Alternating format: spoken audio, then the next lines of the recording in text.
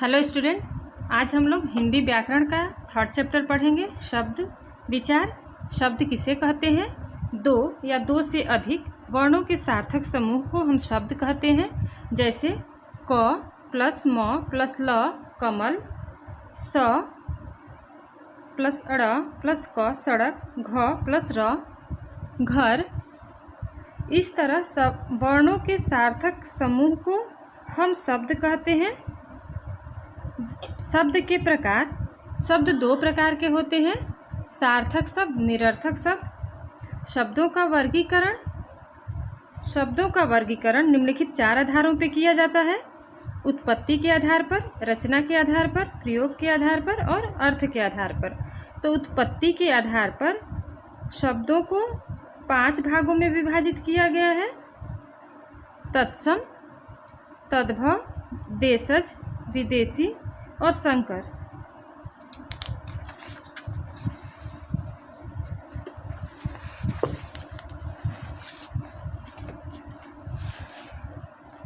तत्सम शब्द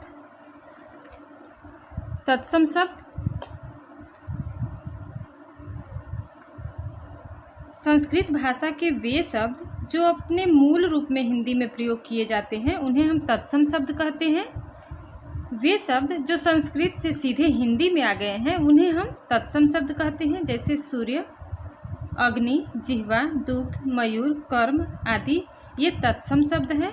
तद्भव संस्कृत भाषा के वे शब्द जो अपने बदले हुए रूप में हिंदी भाषा में प्रयोग किए जाते हैं उन्हें हम तद्भव कहते हैं। जैसे सूरज का तत्सम रूप क्या है? सूर्य। अग्नि को तद्भव में क्या कहेंगे? आग। उसी तरह जीव, दूध, मोर, काम।